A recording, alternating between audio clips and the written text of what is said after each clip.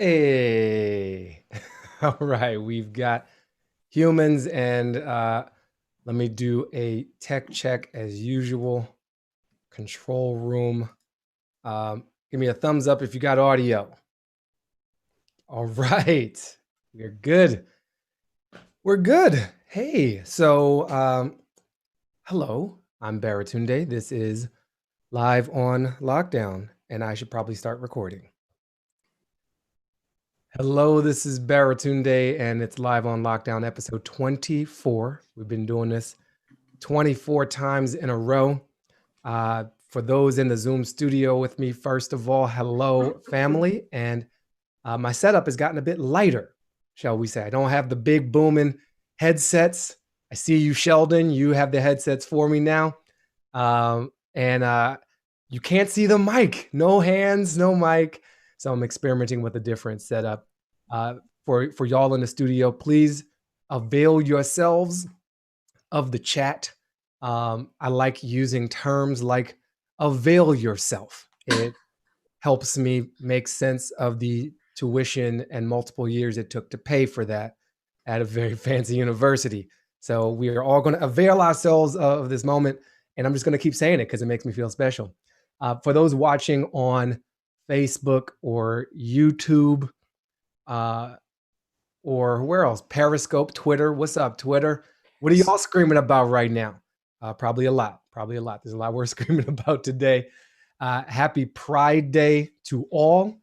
There is an all Black Lives Matter Pride March happening in West Hollywood out here in LA right now. I'm still not like a parade going, crowd hanging out type of individual. I still believe in the COVID. And so I'm going to do other things. But I did want to acknowledge that moment. So, hi, everybody. Now, in this show, what we do, and I think we have some new folks here. So, welcome to the new. Often I'll play video clips. I will, have a rant, semi-prepared rant, and I most enjoyably bring people on camera to share where they're at and what's going on. So if you're in the studio and you're interested in being brought on to the show, kind of like a video call-in, use the Zoom feature to raise your hand.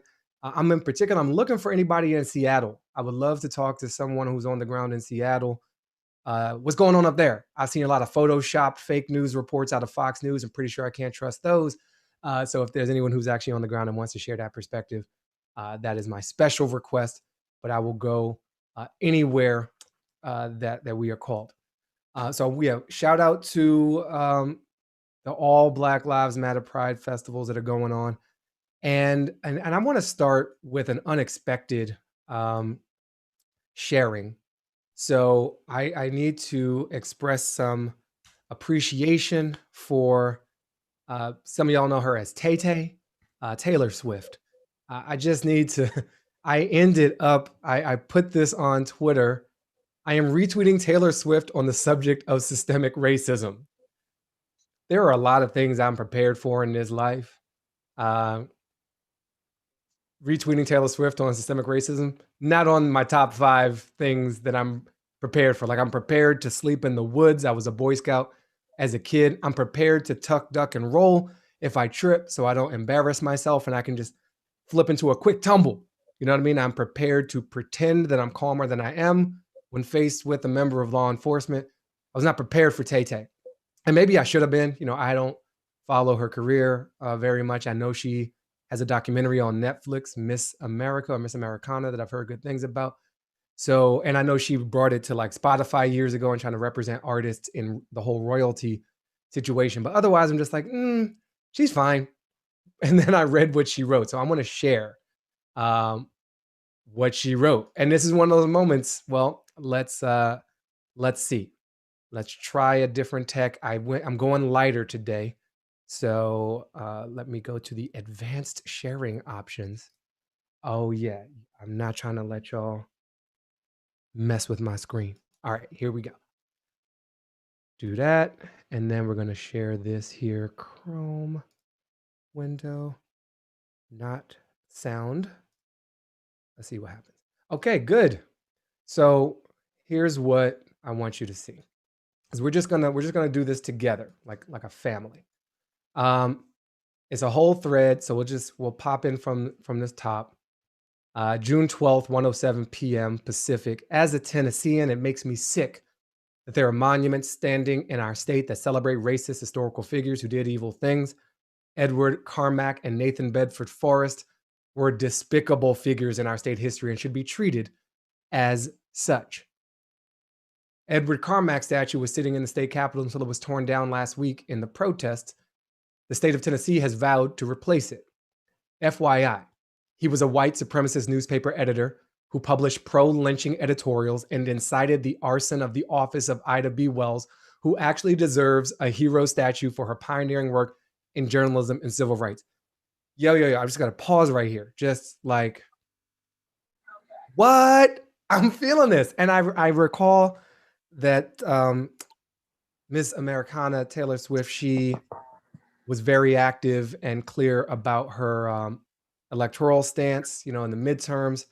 And so it's not totally surprising, but she's citing Ida B. Wells, who most Americans don't know. Look her up. I read some work from her 13 weeks ago. Time isn't real anymore in these times. So I'm just credit for the citation of who should be getting attention, not just boo Confederates. All right, let's get back into it because I think it is worth it. So Tay continues, replacing his statue is a waste of state funds and a waste of an opportunity to do the right thing. Then we go to this monstrosity. Nathan Bedford Forrest was a brutal slave trader and the first Grand Wizard of the Ku Klux Klan who during the Civil War massacred dozens of Black Union soldiers in Memphis. It's almost poetic. Nathan Bedford Forrest was a brutal slave trader and the first Grand Wizard of the Ku Klux Klan who during the Civil War massacred dozens of Black Union soldiers in Memphis. And she continues. His statue is still standing, and July 13th is Nathan Bedford Forrest Day. Due to social pressure, the state is trying to overrule this, and Tennesseans might no longer have to stomach it. Fingers crossed. Taking down statues isn't going to fix centuries of systemic oppression. True that. Violence and hatred that Black people have had to endure. But it might bring us one small step closer to making all Tennesseans and visitors to our state feel safe, not just the white ones. I'm like, she gets it. Tay really gets it. Okay. We need to retroactively change the status of people who perpetuated hideous patterns of racism from heroes to villains. And villains don't deserve statues. Villains don't, it's so good. It's so obvious. I shouldn't even be celebrating common sense like this. So let's go to the dismount. Let's see how she closes. Bring it on home, Tay. Bring it home. Take us with you. I'm asking the Capitol Commission and the Tennessee Historical Commission to please consider the implications of how hurtful it would be to continue fighting for these monuments. When you fight to honor racists, you show Black Tennesseans and all of their allies where you stand, and you continue this cycle of hurt. You can't change history, but you can change this. She closed on the yes, we can. It's like optimistic, it's thoughtful, it's compassionate, it's inclusive, it's articulate. It damn near has meter, which is unsurprising from a musician, but still in Twitter it came across. So I want to start today's show with thank you to Taylor Swift for showing up, stepping up, using that platform for the good things and hitting so many angles on this. The only things I might think to add are, I don't think we should necessarily like burn these statues down and never remember these people at all and sort of erase history. I think we should appropriately contextualize their contributions and harm to our society. Nathan Bedford Forrest should be remembered, but in a museum of horrors, like a little shop of horrors, not as something to be celebrated and emulated and honored.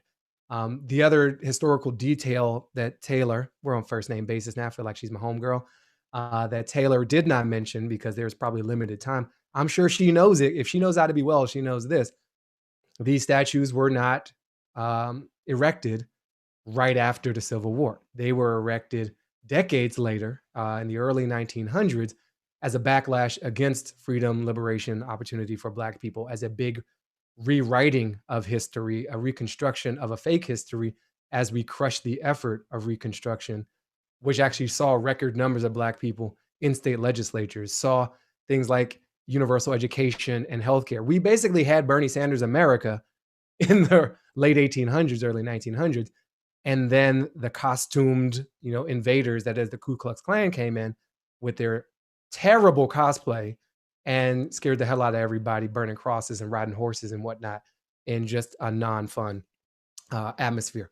And then rewrote history to elevate the losers. And that'd be my last point. I think I shared this on my Thursday show on IG, but I don't know that everybody watches everything. The idea of celebrating traitors, literal losers, does not add up for a country so obsessed with winning. For a Republican Party, we're number one. I mean, the part that makes sense is the racism. But if you like move past that and just look at what are we acknowledging here? Like, Germany doesn't have statues to the Nazi common commanders. Like, that would be disgusting and ridiculous. While they still remember the history of what those Nazi commanders did. So I'm gonna take a breath, check in on the comments, see what folks have to say. And again, for those outside of the Zoom world, I see you out there, San Francisco, on Twitter. We got Asia. Samaniego is at a BLM protest in Hollywood right now. So you must have some great internet because you're streaming me and commenting, and you're in the protest, probably in a crowd. So I want to know who your mobile carrier is, what kind of plan you got. And let me check here in the studio. Y'all have been doing it. I love it. So here's a note from Kristen. Budapest. I say it like Sean Connery. Budapest. Budapest has a statue graveyard for all of the Cold War and Iron Curtain heroes. It's a cool place. Altogether, they mean such different things. And that would also call the bluff on the folks who say you just want to erase this history, just want to destroy this history. It's like, no, we want to preserve the history. There are lessons to be learned by traitors so that we don't do it again. But the celebration and the emulation and the erasure of what they really did, that's so thank you, Kristen, for showing us the parallel universe of other nations and how they do it.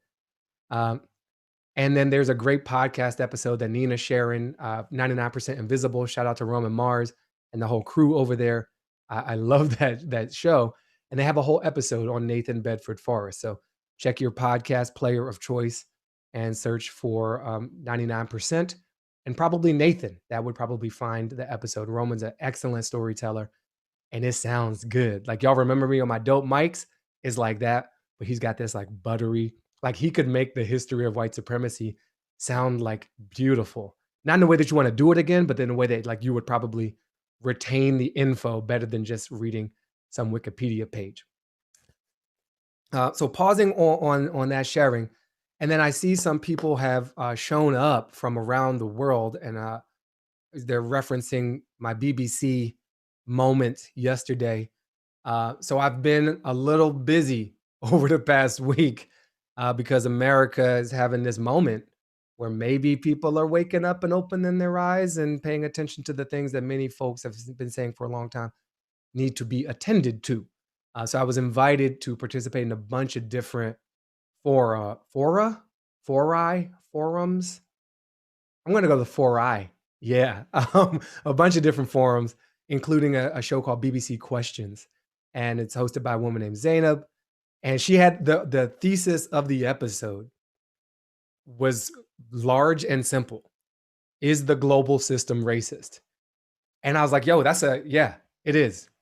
Do we need the rest of the 30 minutes? Like, that's a binary. I know everything's a spectrum, but not that. That's a binary situation. Yes, it's mad racist. And so I was on with a member of the European Parliament, Allison. The name is escaping me. I have to look it back up again. And she's Black as well. So we had the two of us answering questions from the world. It was wild. And so there were folks, I believe, in Singapore and in the United States, in Florida, and in the UK, various parts. and it was really lovely. So for those of you here now because of that, welcome, and thank you for tuning in. So I'm gonna do this now. I see that we've got some folks who've raised their hands in the studio, and by some folks, I mean Kathy Greenwood. Kathy, are you ready? Are you with us? I'm with you. Can you hear me? Yes, I can hear you. Thank you so much. Okay. Welcome to Live on Lockdown. Why don't you let us know where you are and what's on your mind? Thanks. I'm Kathy Greenwood. I live in Olympia, Washington, which is south of Seattle, but I moved here from Seattle. I was kind of hoping to be called on later, maybe, so that if there are some firsthand accounts about Yes. Seattle, because I only have a second, third-hand-ish account of what's going on there. Um, so a friend of mine, I was just talking to her before this. She lives in Capitol Hill, which is where everything's happening. She had COVID and is still recovering from it. She's had it. She's been suffering with it since February, Wow. um, and uh, the tear gas is it. Originally, it wasn't getting into her apartment, but now there's just been so much that it's affecting her lungs. So here she is suffering from a disease that affected her breathing, and now she's still got this going on. But she loves Seattle. She loves Capitol Hill. She's just so excited to see her city doing this, even though she can't be out there because she needs to be staying safe. Because she's had COVID, she's still coughing. She's going to be, she's just still sick. She can't go out. But neighbors across the hall from her have been there, and she's talking with them about it and what it's like, and that it's just a really great cooperative place. They're happy with what the mayor's response is right now. That most recently she said, well, maybe it'll just be a summer of love, just good things happening. So it's very classic of what's the best of Seattle from what I know of living there. And Yeah. she's lived in Capitol Hill for um, ages. I mean, she lived there before I moved to Seattle, so it's been a while. But, Thank you so so much for that that's the report I have near about Seattle. firsthand report. And a follow-up question for you. How many, so your friend is actually there. And I'm wishing your friend a recovery. The fact that she got COVID in February and is still in recovery and suffering is a reminder that we're still in it. Like, we're still in this pandemic, and it hits some people pretty hard and some people not at all. It's such a varied impact. But the impact I'm interested in, how many members of Antifa is your friend harboring in her apartment right now? Well, it's a very small apartment, so you just maybe one under a couch and one under the table with the garden that she has inside. But no. Yeah. you know, Thank as you much as again. that we're all anti-fascist. Yeah, no. Yeah. It's like, we're all Antifa. Shouldn't we all be Antifa? Kind of like, if you think about what that means. If you're not Antifa, you should be looked into. Um, Thank you so much, Kathy, from Olympia, Washington, representing a perspective from Seattle. And if there's anyone directly there, or in the chats online, I can't bring you in visually, but if you can tap out, what your experience has been, I will find that, and I will amplify you right now. This notion of tear gas, I'm going to start changing my language. It's not tear gas; it's chemical weapons, and it is banned in many parts of the world, in war even. Yet our police forces use it freely upon us. So we're at war with our own people in the United States. And I think the reminder, and I want to thank Kathy especially for bringing COVID back into the picture. I have a feeling COVID will bring itself back into the picture over the coming months, as we're starting to see from some of the data. But that pandemic epidemic, here in the U.S. as it hit, was a moment of assault by our government on us, right? The conscious failure to protect us, I think, constitutes at best neglectful homicide. Now, I'm no lawyer, but I'm gonna say it's a neglectful homicide, because I've watched like a lot of TV in my life, and I have a brain that functions basically. And those two things combined to say our government abandoned us, sort of reckless endangerment, neglectful homicide kind of situation. And so that was an assault on the people.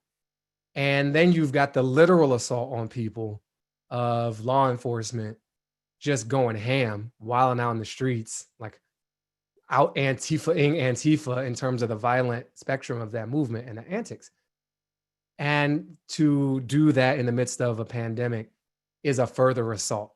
So it's like that old internet meme. It's like, yo, I heard you like getting assaulted, so I put some assault inside of your assault so you'd feel more assaulted. Like that was our government to us right now. And it's my level of my anger is actually now at a different level. Like a week ago, I was exhausted. A week ago, in a few days, I was like fired up and ready to go.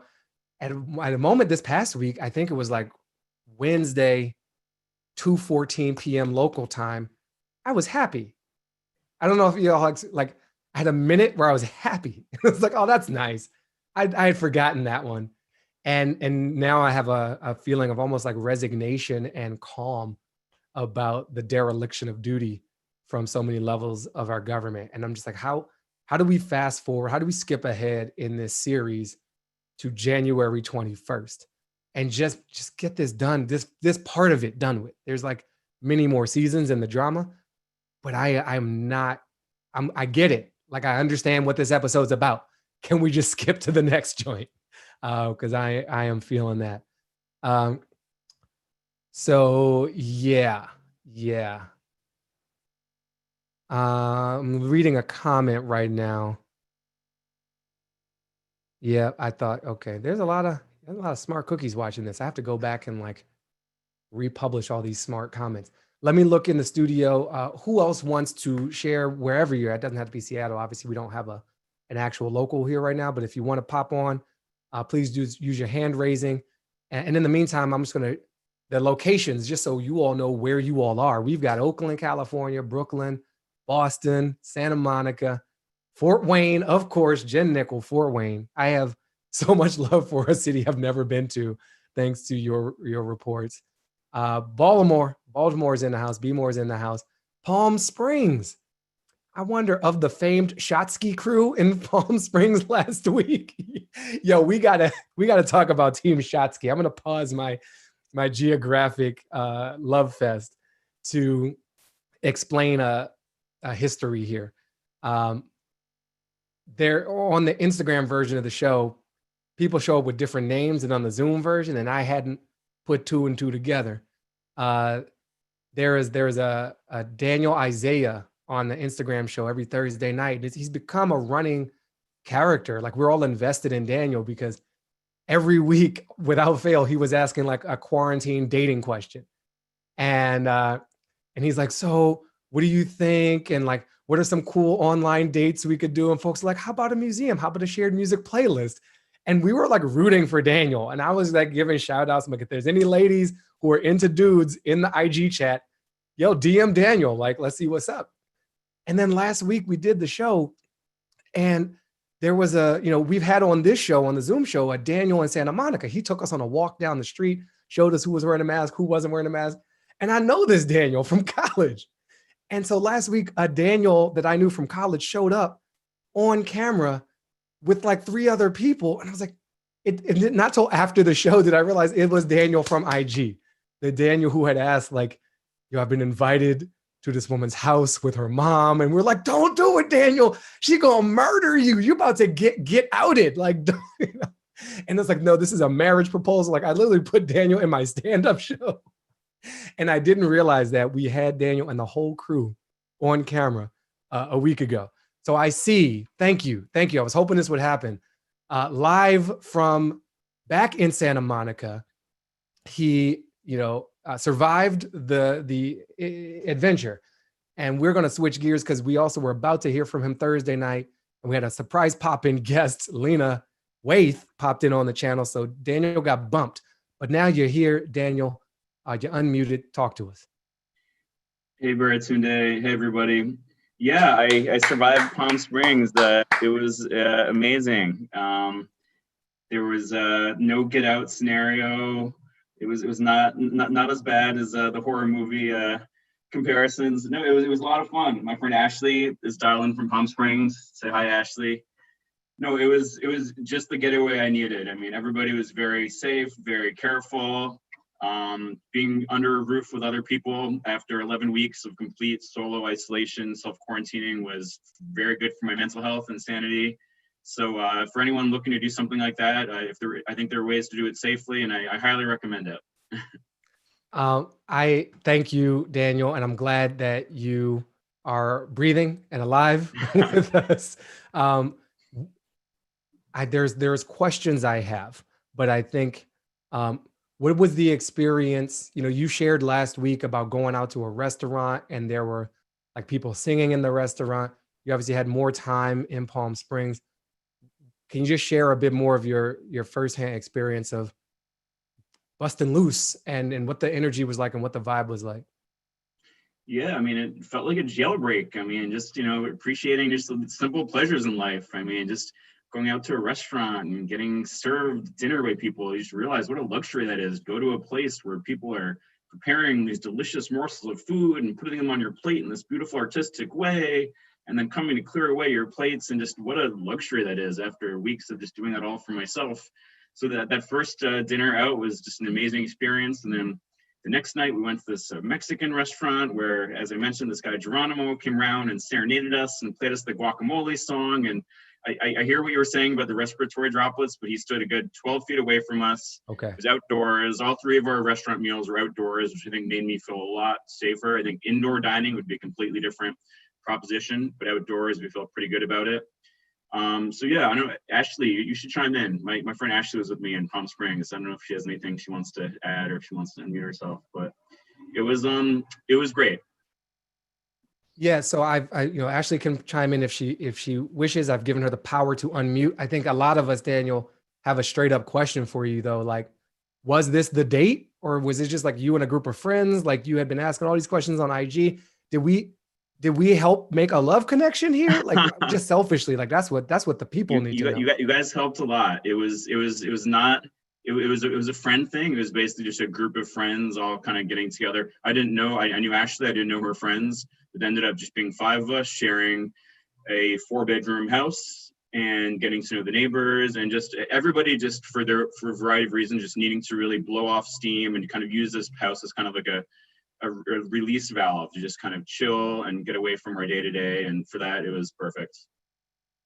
Glad to hear it, man. And my mind's doing math. 5 people, 4 bedrooms. Hey, it was a love connection. What's up?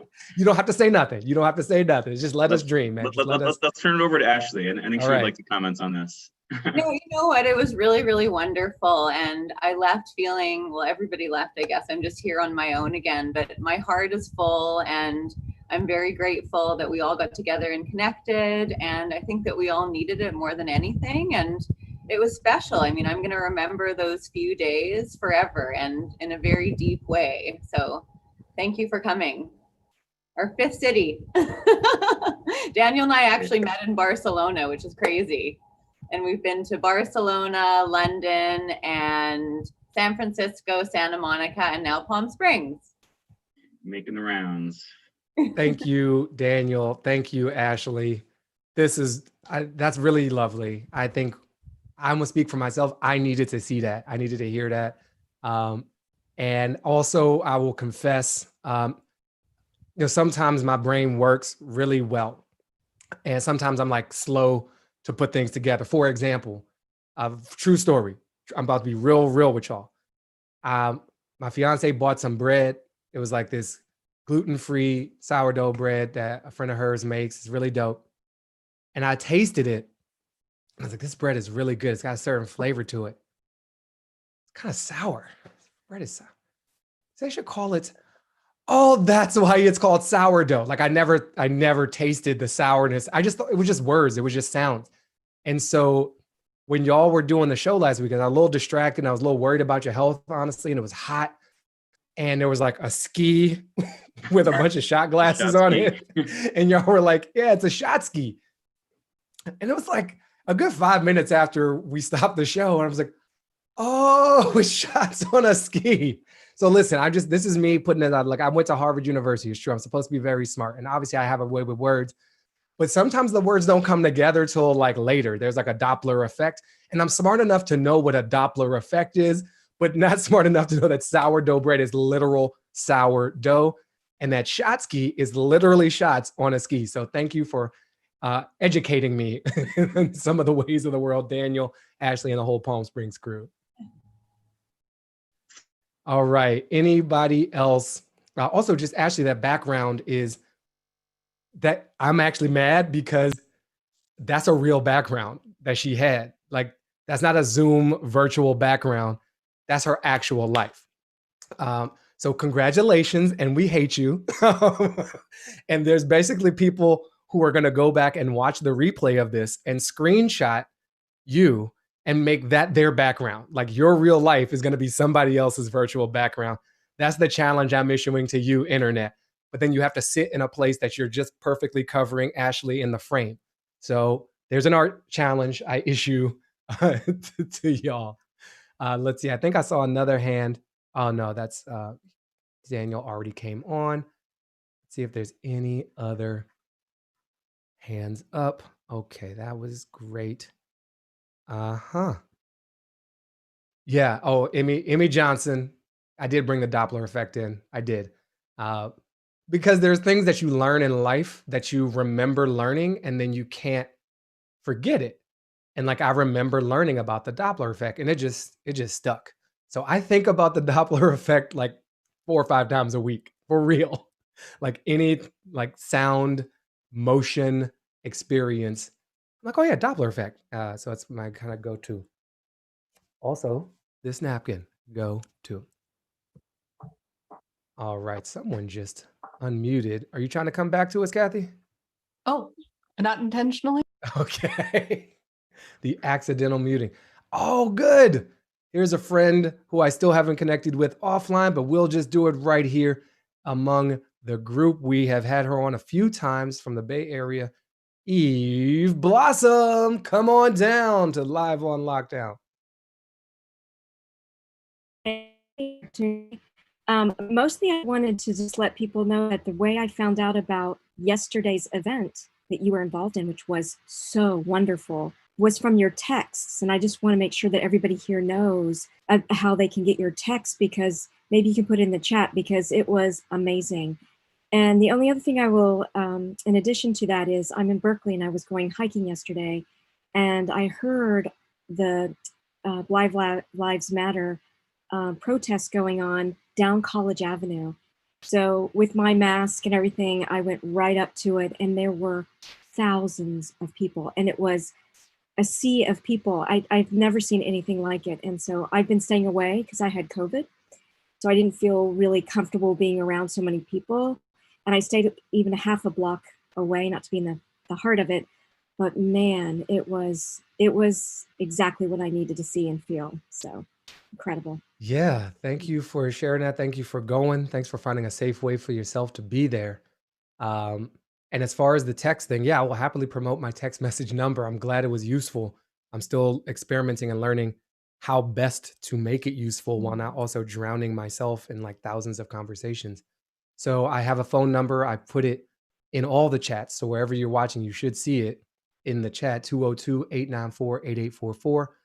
It's a phone number provided by this platform called community.com.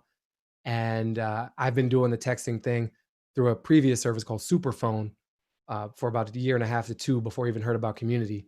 College friend Ryan Leslie set that up. He's the innovator in this as far as my experience goes. And so I use this number. It's almost like a hybrid of a mailing list, but through texting and also just one-on-one conversations. And so you can text this number, you sign up with your name, your age, you can lie about it, I don't really care. Gender identity, if you want, your location, which is the most helpful to me. And then I sometimes will send a message to everybody in the network like I did yesterday because I felt it was special. I was a part of a live event, pseudo live event, a live streamed, pre-taped event on YouTube, fundraiser for the Equal Justice Initiative. And I was in conversation with Kimberly Jones, the sister who was talking about, she had a big video blow up last week. Y'all lucky we're asking for equality and not revenge. Something was like the closing line. So I was in conversation with her, with Bakari Sellers, with Jamel Hill. The whole thing was emceed by Common, musical guests, Trey Songz, John Legend. Anyway, so I sent that out to the whole group. But sometimes, like in Minneapolis, I've sent messages just to people in Minneapolis, which has helped me understand what's happening there. So it's not always just promotion, like, yo, I'm coming to your city, because I ain't going to nobody's city that's not Los Angeles anytime soon. But tell me what's happening in your city has been a really interesting tool for me and help make these shows more interesting. Or in New York, where I've lived for so long and still have strong connection, efforts to get personal protective equipment or ways to volunteer. The Brooklyn Public Library, who I sit on the board of still, has been doing this census ambassador training, like become a virtual census ambassador. And for those who are watching who are in Brooklyn, you should know a couple things. The reporting rate to the census out of Brooklyn is about 10 percentage points lower than for New York City as a whole. It's below 50%. That's not good. And it's even harder in this virtual time. So Brooklyn Public Library is hosting a free, virtual training, which I texted out to the people in my network in Brooklyn. I want to spam the whole world with that, like I just did with my words. So, and then people hit me up, article references. Some of the stuff I put in my newsletter comes from the people in my text community. And I send happy birthday to whoever's birthday it is on most days. Some days I miss because, racism, slavery, there's like stuff that's happened, sleep, all kinds of other life things, but I try hard to. So that's the purpose of the number. And I think thank you, Eve, for giving me a chance to explain. It's not like a spam thing. I'm not just trying to sell merchandise through the number. I may get there someday. I don't happen to have much merchandise to sell other than my book, How to Be Black, which you can buy in my bookshop at bookshop.org/shop/Baratunde. So that's that. And then the event yesterday, it's still up. The event is linked in my profile on both Twitter and Instagram. So if you're like, what event is he talking about? How do I find it? It's about an hour and a half. It's well worth it. And mostly it's not me, right? It's like a little bit of self-promotion, but it was put together by LeBron James Production Company, by a storied, film executive and producer, Reggie Hudlin, in partnership with YouTube Originals. They pulled this thing together in the last week, in really just a few days, and had multiple panels and speakers and YouTube creators talking about race. So it was pretty cool stuff. So that is linked in my IG profile link or my Twitter profile link, wherever you're watching this. If you're watching this on Facebook, you can figure out those other things. So thank you, Eve, for the opportunity. And I also want to compliment your ceiling, Eve. Can you just say a few words, Eve? Well, I'm in Berkeley with my beloved, and it's an arts and crafts home, and we live up on the 3rd floor. It's a little warm in here, but yeah, it's beautiful with all the wood. Yeah, it's nice. Eve Blossom with her beloved. I love that she says with my beloved. And I want to point out my ceiling, which, looks like wood, but it's not. That's wallpaper. That's fake wood. But Eve's got the real wood. So again, you're right. It's just like a whole spectrum here at Live on Lockdown. Thank you, Eve. I'm looking for and seeing some other names. So I'm going to go to Eliza and let us know where you are and what's on your mind, Eliza. Well, howdy. I am in Emeryville/Oakland. That's right. I'm like right around the corner from Oakland, literally.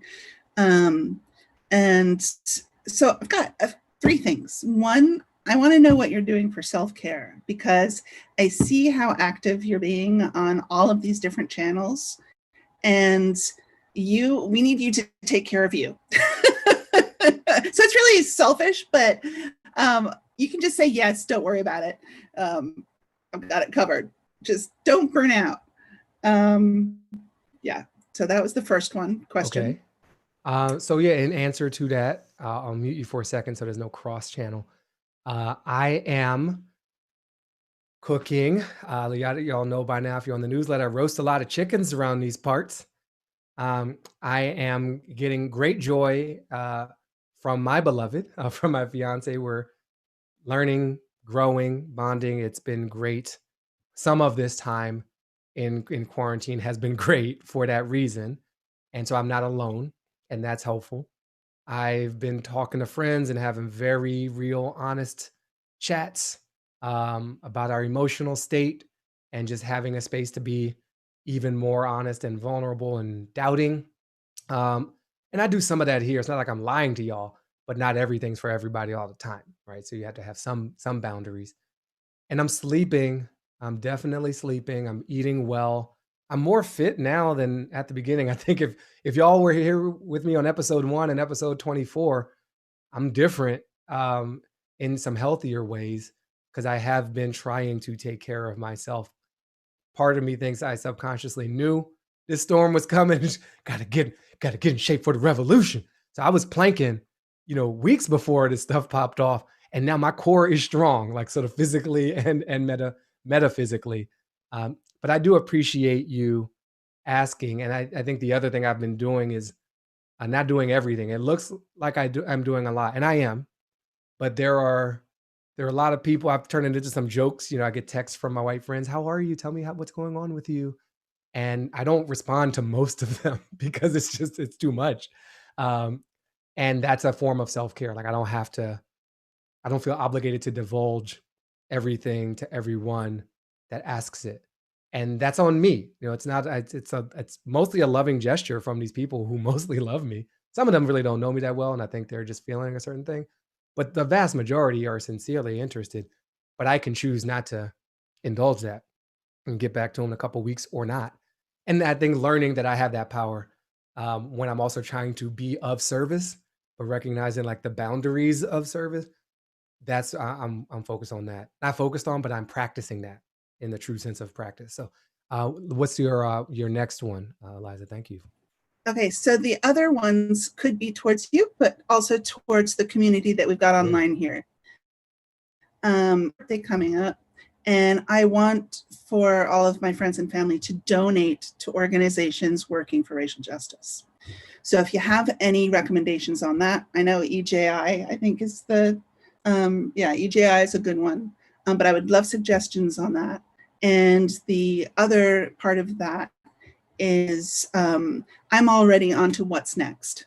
Okay, like how do we keep this momentum going? How do we make affect change? Like when the protests stop, when people start feeling proud of themselves, or like, oh, we were heard, oh, Starbucks is allowing their people to wear Black Lives Matter things. I want to know what's next. I've read things online, I've seen things and suggestions, but I want to keep the conversation going and alive and energized.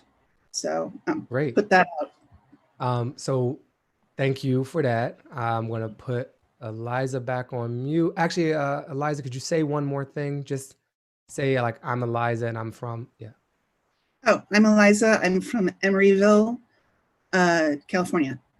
And to be very transparently honest with you, I wanted your camera to get reactivated because of your cat. Your cat's just right over your shoulder. And that is another part. It's like an addendum to the self-care question you asked me. And yeah, the critters in the backyard has been a huge part of how I'm managing and growing and like staying okay mostly through all this. And again, for those of you who have been here in the beginning, I started with a very adversarial kind of stance with the backyard critters. I was like, why are they up in my spot? And I basically Columbus this neighborhood. Like I'm the colonist here when it comes to the squirrels and the raccoons and the, everybody else. So over time, as I have increased the surveillance state that I've imposed on these life forms, I have learned to appreciate them and learned way more about possum and skunk and like what critters they're eating so that they don't bite me than I ever had been aware of before. So I have a whole nother show that I'm watching, which is like Critter Cam. And there's a big library. I'm working on a major release for y'all of footage. We're talking like two skunks at 4 in the morning, bopping right across the screen. Like, I don't know if they're lovers or if it's like a family movement situation. There's a whole story happening in the backyard here in Highland Park in LA. That's been a big part of it. On the fundraising, yeah, I believe I have some links in my, again, my IG profile, Twitter profile. It's one of those super profile links to some organizations. I personally believe in the effectiveness of and have collaborated with on several occasions, Color of Change. So that is, I don't think you can go wrong by supporting Color of Change. There are a number of bail funds and things, and I don't know enough at this moment. The situation moves so quickly that might not be the most urgent need right now. Another organization that I have grown to learn more about and feel good about is local. It's in Minneapolis, the Black Visions Collective, and I have tried to focus more and pay more attention there to that leadership and what they're doing. And that in a group called, I think, Reclaim the Block. So there's something probably local in all of our communities that's a Black Lives Matter affiliated or related thing that's kind of pressing for change on the ground. And efforts to defund the police are ones that I think are very important. There's a lot to be done, but I think this moment has been so much about the use of state power and how we allocate those resources. And so, we can't do everything, but we can take a moment of focus on this. And I look forward to other suggestions in all the chats. If you are aware of an effective, sort of proven and needed organization, please represent them. On the what's next, that's a big one.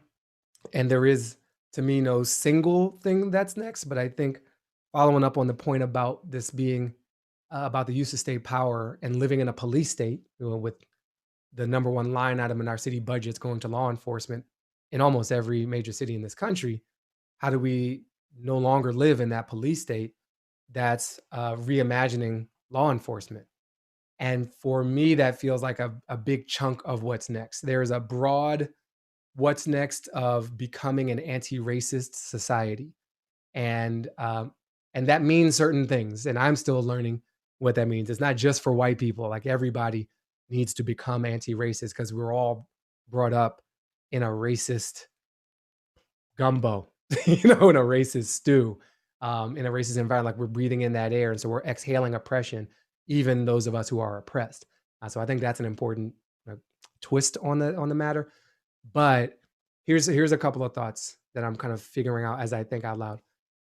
A big picture thing, and then a specific policing thing. The big picture thing has to do with what I shared in my newsletter last night. There was a post that my sister Belinda put up. Basically, tend your own garden. She is a yogi, and she has her own studio. It's a donation-based studio in Lansing, Michigan. The only full-time donation-based studio in the state of Michigan, I believe, still at this time. And she was writing about yoga studio owners, white yoga studio owners, which is most in this country, jumping on the Black Lives Matter bandwagon, trying to spin up stuff, trying to get her to like be a part of the stuff and like join their effort to save Black lives. And it's a little ironic because she's like, I'm a Black life, like I'm already doing some stuff. And so there's this list of things to do to work on yourself first. And I think in her language, it had a lot to do with working on the yourself that is a yoga studio. Like, who are your marketing materials for? What neighborhoods are you in? Do the people who actually live in those neighborhoods come to your studio? Or have you been fine with not having any of them as a part of your clientele until just now? What kind of language are you using? Who is your studio for? Like, are you welcoming of all body shapes and sizes? And are you touching people without asking? Like, it was a really holistic thing. But it was under the umbrella of tend your own garden. And she put herself in the spotlight too. And I think that is something that I see the Brooklyn Public Library doing, because I have a window into some of that work. And it's like, before you go mouthing off at the world, whether as an individual or an institution, signing up for all kinds of messaging, what does it look, what does the world you control look like?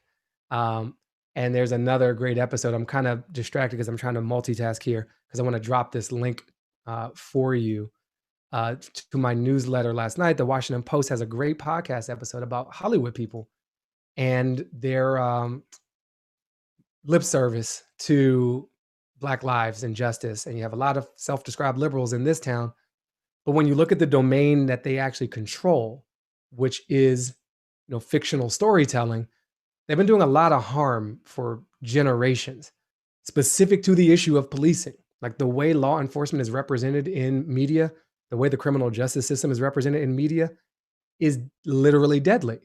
The cops are like always right. Their murders are always justified. They're always the best interest of the public at heart. They don't tell the real story of over policing. They don't tell the story of the victims of policing. There's not many stories about people who are locked up for not having enough money because they couldn't make bail, or they're locked up in a town like Gretna, Louisiana, because the town literally monetizes their traffic violations and their pain to pay for that whole city right across the river from New Orleans. So there's a lot of great, rich stories of law enforcement available, but they're taking the low-hanging fruit. And it's because they aligned themselves with law enforcement power generations ago for access to permits and for cheaper use of cop cars and material and consulting agreements. And it's corrupt. It's a corrupt storytelling. And yet that is how most people's experience of the other in the United States is not that friend who's a cop, that friend who's Black. It's that character who's a cop. It's that character who's Black. So tend your own garden in that community means look at the stories you're telling and who's telling them. So it's a big umbrella answer, but I think the framework starts with the self. And I think what's next, I hope, is every institution looking at what they have been doing and what they can be doing. Investment dollars, hiring practices, product decisions, who you're funding as a philanthropic organization.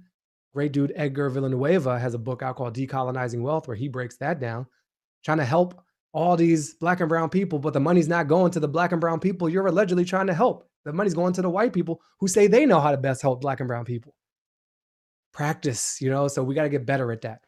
Yeah, and then on the police front, what's the organization? It's the Civil Rights Leadership Council on Civil Rights, Vanita Gupta. There's some federal legislation. There's a bunch of stuff happening in states trying to get at what deconstructing this police state could look like. And there's some good moves. There's some good moves happening. The democratically controlled House will do some good things. But we'll have to see in the long run what happens there. So that's me trailing off. I'm going to find this link. Talk amongst yourselves for a second, because it turns out I can't do all this at the same time. But I want to get a link to my sister's piece because I think it speaks across a lot of different domains, even though it started in the world of yoga. Right? Social tones, partial credit. And okay. So dropping this in the chat, in all the chats. It should go to everybody. Boom.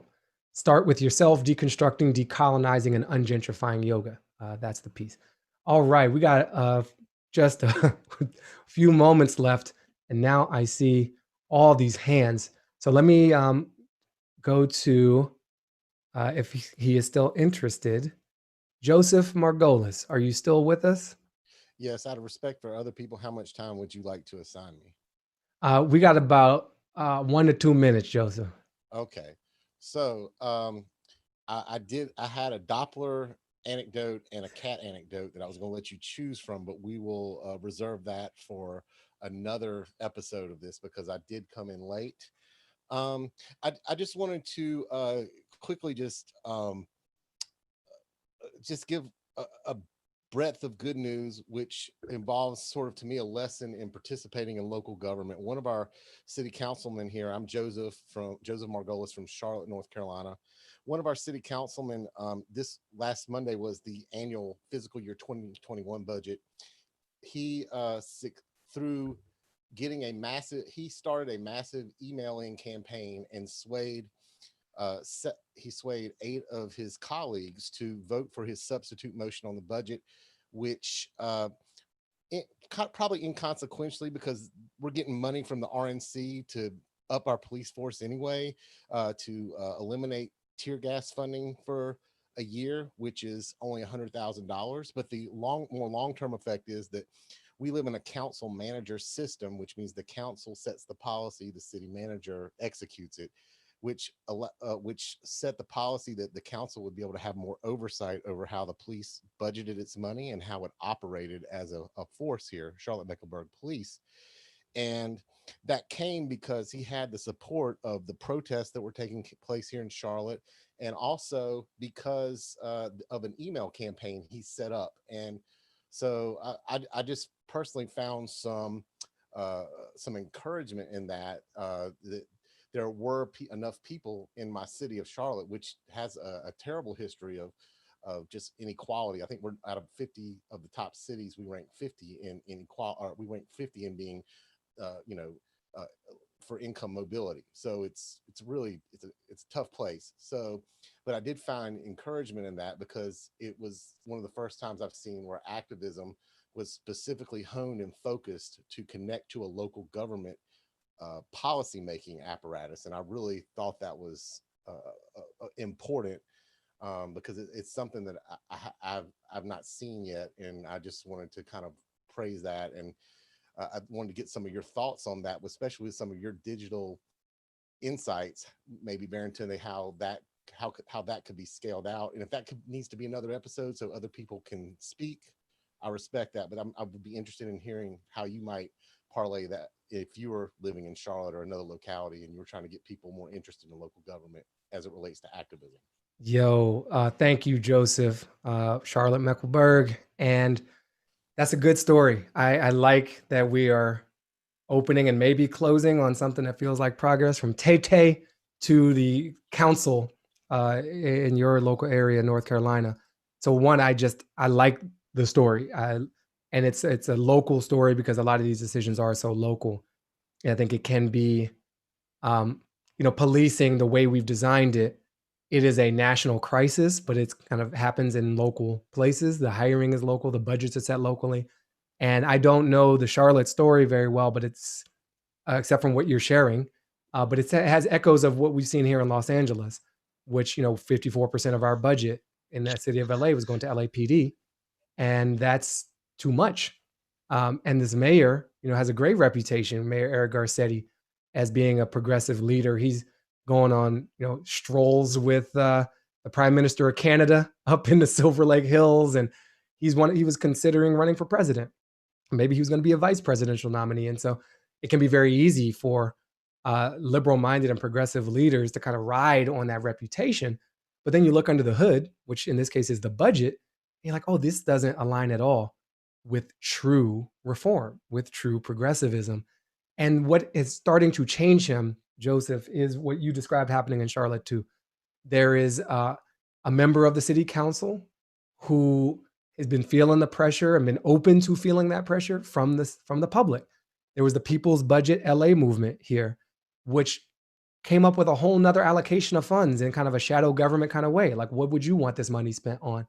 And it was very different. It was an order of magnitude different, maybe 5% on LAPD versus 54%. And then the rest going to, children's services and housing services and affordable housing subsidies and things that would help support people so they don't have to encounter police as much to begin with, and literally feel supported. But it was the pressure from the people focused on the council, got one, Herb Wesson, got another, and that starts tipping. And all of a sudden, the mayor, who was proposing to increase the police budget, is now like, well, we need to cut $150 million from this budget. He wouldn't have said that. He just wouldn't have. There was no incentive to. He was already, feeling himself as a progressive hero. And I think it's extra important for those of us who live in these blue cities, because we can feel, a lot of us can feel a sense of accomplishment or better than thou-ness. And this system, it doesn't matter. Like it's rotten everywhere. And in many cases, we got to expect more from these progressive leaders, not less. And for them to literally put their monies where their mouths have been for so many years. So I appreciate you sharing that local story from a tech angle thing. I don't think it's very high tech, actually. I think it's there was a group here. There's clearly been a group there. And if you're in a city, which most of us are, we're all somewhere, but most of us live in or pretty close to a particular city, find that effort. And I'll do some digging and find out if there is any kind of national clearinghouse to more effectively point you to those efforts, or maybe build it. but I think in this environment, start with defund the police and Black Lives Matter groups, who are kind of the ones on the ground everywhere right now. And it seems like that pressure is hitting in a lot of places because these stories are popping up everywhere. Yeah, so thank you for chiming in on that. And I'm gonna take well, we have someone here in LA. Sarah Ullman, you are here in Los Angeles. Do you have something to add to that? If not, say what you came to say and let us know where you are. Yeah, I just wanted to add to that if you are in LA, you should ask your local neighborhood council to pass a motion to defund the police. And if you can pull language or help work with your local neighborhood council members to pull language from the People's Budget LA website, or I have a template. We passed 2 of them last week, and I think it's really important because the neighborhood councils are viewed as an advisory body to the city council. And so it does make a difference. And also tomorrow there's a special session where the People's Budget LA is having a session with the city council to present their ideal budget and the results of a survey they've been conducting on how people should be spending the budget overall. And so it's tomorrow, June 15th. So that's what I wanted to say. Thank you so much, Sarah Ullman, who is herself president of her local neighborhood council. Not president, No? just on the reservoir committee, but I appreciate your 2 times there. So again, I'm sorry, that's Sarah Ullman, the mayor of Los Angeles. Thank you so much, Sarah, for gracing us with your presence, Madam Mayor. All right, let's see if we can I've seen your hand raised for a while. Kristen, please, if you're still interested in speaking, share where you are and what's on your mind. Hey, it's Kristen in San Francisco. I just wanted to add that local government really does make a huge difference. I wasn't able to stay up till 3 o'clock in the morning when San Francisco did their police commissioner stuff, but they heard almost 5 hours of community members speaking for up to 2 minutes. And I'm still super skeptical about what San Francisco will end up doing, but it was through that they decided to not pass the budget for the police for 2021. And London Breed has already started talking about the things that they will be doing. And again, you go into some of the language and it's like a little bit wishy-washy, and sometimes a lot, but it does go to show that people, and in the quantities that people are saying that they are interested and believe that things should change, it's enough pressure to make some differences. So yeah.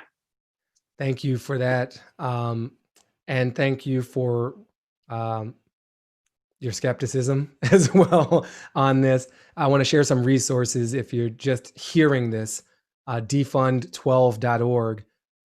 Jill Mansky, want to thank you for posting that in the chat, has templates for communicating your desire to defund the police. They work across the nation. You choose your state, your locality. It's got the email addresses of everyone. I just looked up LA. It's got both the city and county level because we live in that kind of dual layer situation. That is the ability, that kind of scale is what we need on this. So thanks for sharing that resource. It's a lot to do.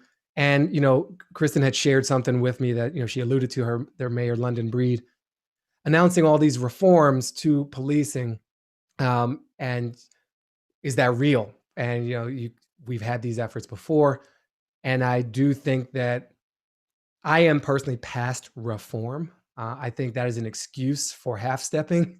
And I think defund, reimagine, um, reconstruct, deconstruct, and reconstruct. Like there's something bigger than reform.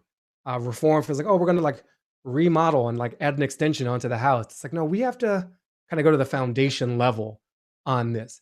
The land is good. It's great land. It's full of a lot of potential, a lot of wonderful people, a lot of assets, a lot of wealth, a lot of creativity, a lot of imagination, but the structure is rotten.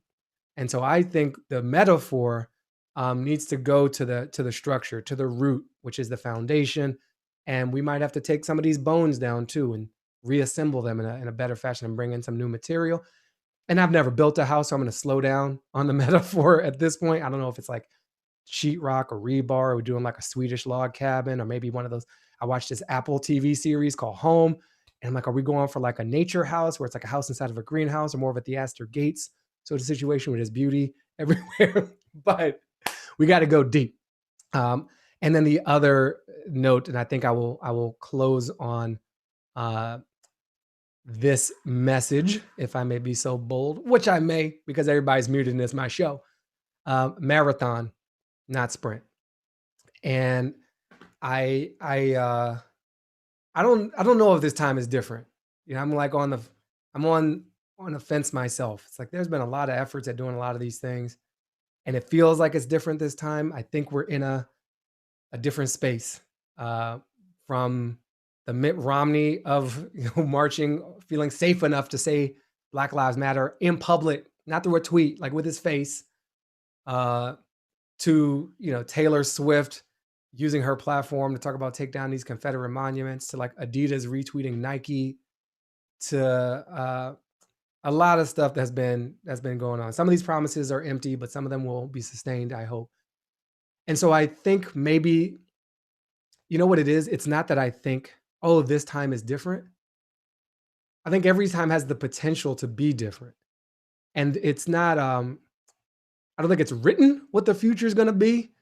I think we got to write it. I think it's really hard. I think the point is it's really friggin' hard. Like the folks that came before us didn't succeed in certain levels of this. And so we got to be like humble about our contribution to the overall thing.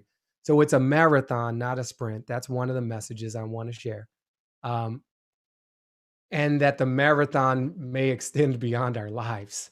And that's the humble piece of it too. I interviewed someone, it's back a few